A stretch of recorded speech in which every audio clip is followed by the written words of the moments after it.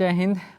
आज हम लोग एसएससी एमटीएस 2021 के सेट को यहाँ पे डिस्कस करने वाले। टोटल जो सेट हुआ था आपका यहाँ पे 40 शिफ्ट के आसपास ये एग्जाम हुआ था और हम लोग इसको डिस्कस करेंगे एमटीएस के सेट को। और सेट नंबर यहाँ पे 6 है यहाँ पे और सेट नंबर 6 है, दोनों आप देखिएगा, काफ़ी हेल्पफुल रहेगा। इसके साथ साथ जो है आपका एमटीएस 2022 का आपका पूरा प्लेलिस्ट करवा दिया गया है, साथ में आपका पीडीएफ भी दे दिया गया है हमारे टेलीग्राम चैनल जिसका नाम है target SSC by Manik rank. ये सारे पीडीएफ वहाँ पे मिल जाएंगे और आपका टेलीग्राम लिंक जो है डिस्क्रिप्शन में भी दिया हुआ है, आप उसको देख सकते हैं। हमारे यूट्यूब प्लेलिस्ट में जाकर आपके जितने भी एसएससी 2022 में जितने भी आपका सीजीएल, सीएपीओ, एमटीएस और सीएचएसएल, जीडी के एग्जाम हुए उन सब के आपके जीएस के क्वेश्चन को आपको करा दिया गया है, लाइन बाय लाइन कराया गया है, आप उसको जाके देख सकते हैं, काफ़ी हेल्पफुल रहेगा आने वाले एग्जाम के लिए। पहला क्वेश्चन यहाँ पे देखते हैं, निम्नलिखित क्रांतिकारियों में से किसे मास्टर दा के नाम से जाना जाता है? तो मास्टर दा के नाम से हम किसे जानते हैं? तो सूर्य सेन को कहते हैं। और सूर्य सेन का जो आपका जुड़ा हुआ है किसमें? तो आपका आर्मरी रेड केस में था, ठीक है। आर्मरी रेड केस में आपका सूर्य सेन का नाम आता है। तो निम्नलिखित क्रांतिकारियों में से किसे मास्टर दा के नाम से जानते हैं? तो ये हो जाएगा सूर्य सेन, इसका करेक्ट आंसर हो जाएगा। आर्मरी रेड केस में ये फंसे थे, ठीक है, इन पे आर्मरी रेड केस का मुकदमा चला था, ठीक है। तो मास्टर दा के नाम से सूर्य सेन को जानते हैं। नेक्स्ट है, which of the following parallels of the latitude represent the tropic of Capricorn?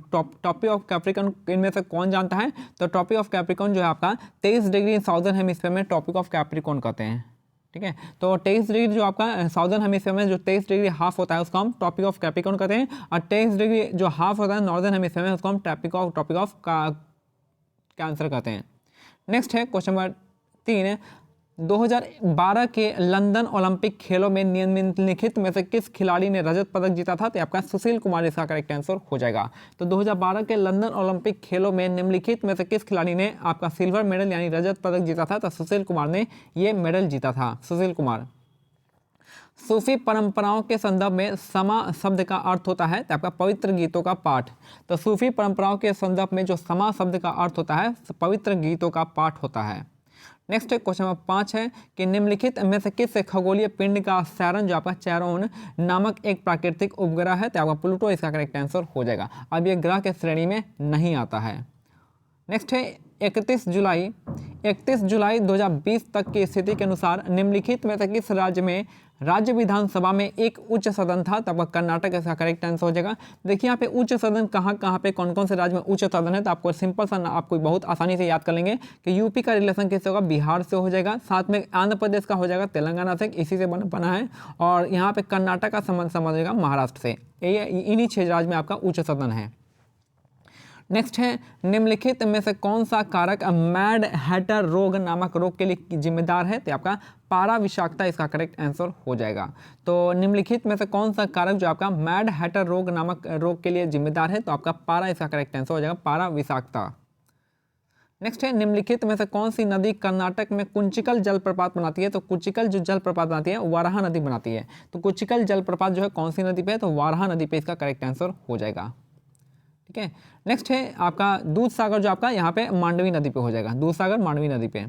Next है, रिकेट्स नामक रोग में शरीर का निम्नलिखित में से कौन सा अंग प्रत्यक्ष तौर पे प्रभावित होता है? तो आपका हड्डियां इसका करेक्ट आंसर हो जाएगा। तो रिकेट्स जो होता है विटामिन डी की कमी से होता है और ये जो आपका बोन्स को अफेक्ट करता है यानी हड्डियों को अफेक्ट करता है।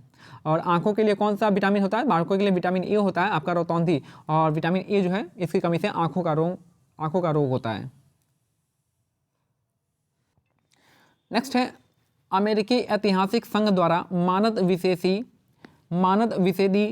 विदेशी सदस्य पुरस्कार 2020 निम्नलिखित में से किसे दिया गया है? तो रामचंद्र गुहा को दिया गया है। तो अमेरिकी ऐतिहासिक संघ द्वारा मानद विदेशी सदस्य पुरस्कार 2019 से किसे सम्मानित किया गया है? तो रामचंद्र गुहा इसका करेक्ट आंसर हो जाएंगे। नेक्स्ट है, भारतीय अर्थव्यवस्था का निम्नलिखित में से कौन सा क्षेत्र 19-20 के दौरान भारत में प्रत्यक्ष विदेशी निवेश का दूसरा सबसे बड़ा प्राप्त करता था? तो आपका कंप्यूटर सॉफ्टवेयर हार्डवेयर इसका करेक्ट आंसर हो जाएगा, उस टाइम का करंट अफेयर था ये। नेक्स्ट है क्वेश्चन नंबर 12, यहाँ पे विकल्प में से वर्णित इकाइयों में से अन्य की तुलना में कौन सी इकाई सबसे बड़ी है? तो सबसे बड़ी जो आपका यहाँ पे गीगा नहीं होगा, गीगा, डेका, हेक्टो और टेरा, यहाँ सबसे बड़ा इकाई यहाँ पे टेरा हो जाएगा। टेरा से छोटा कौन है? गीगा हो जाएगा, गीगा से हेक्टा, हेक्टा से डेका आ जाएगा। नेक्स्ट है, भारतीय संविधान के निम्नलिखित में से किस अनुच्छेद में यह वर्णित है कि संसद के पास संघ सूची में शामिल किसी भी मामले में संबंध में कानून बनाने की विशेष शक्तियां हैं? तो आर्टिकल 246 इसका करेक्ट आंसर हो जाएगा। और याद रखिएगा आर्टिकल 246A जो है संबंध किसे GST से संबंधित है, आर्टिकल 246A।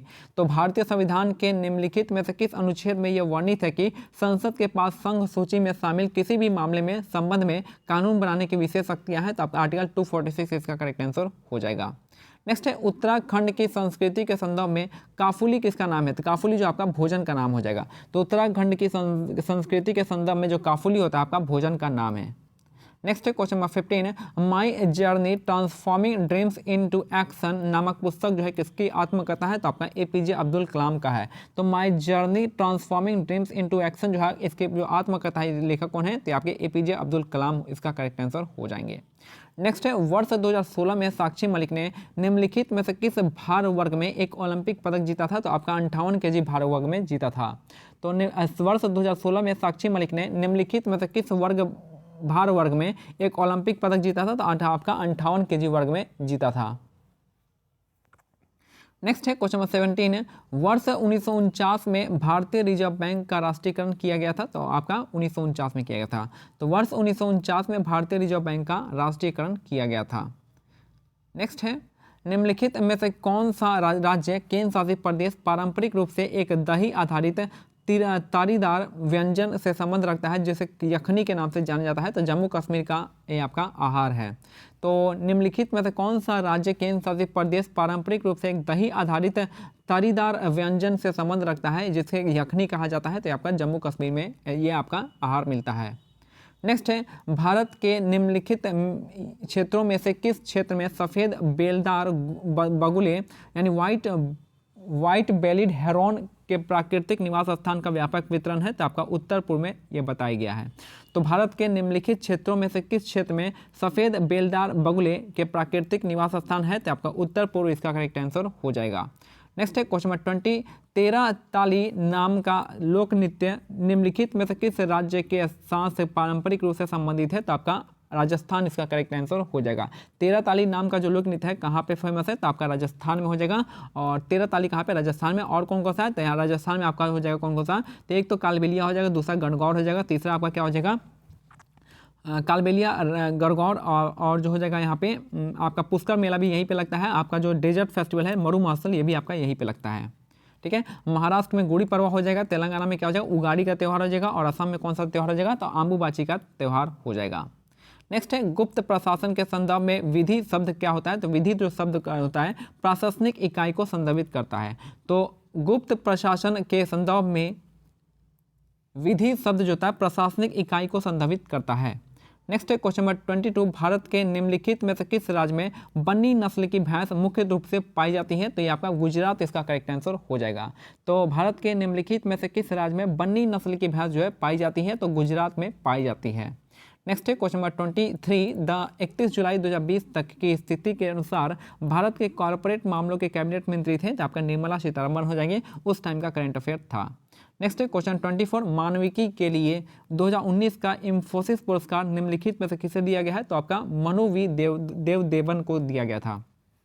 तो ये भी उस समय का करंट अफेयर था। और लास्ट है हमारे कि हर 5 सालों में की जाने वाली शेरों की जनगणना के अनुसार जून 2020 में गुजरात के गिर वन क्षेत्र में एशियाई शेरों की संख्या बढ़कर 674 हो गई है। तो याद रखिएगा कि हर 5 साल में की जाने वाली शेरों की जनगणना होती है, और जून 2022 में जो गिर क्षेत्र में जो शेर पाए जाते हैं एशियाई शेर, उनकी संख्या कितनी हो गई है? 674 हो गई है। तो ये हमारा आज का सेट कंप्लीट होता है। मिलते हैं अगले सेट में, तब तक के लिए आपको क्या करना है, टेलीग्राम चैनल का लिंक जो है डिस्क्रिप्शन में दिया गया, यहाँ से आप इन PDF को डाउनलोड कर सकते हैं। टेलीग्राम चैनल का नाम है टारगेट SSC बाय मानिक नायक, और साथ में जो है आपका प्लेलिस्ट जो है प्लेलिस्ट में आपका पिछले ईयर का जितने भी SSC ने एग्जाम कंडक्ट रहा है उसका हम लेटेस्ट क्वेश्चन यहाँ पे करा दिए हैं जीके का। तो जय हिंद, जय भारत, धन्यवाद।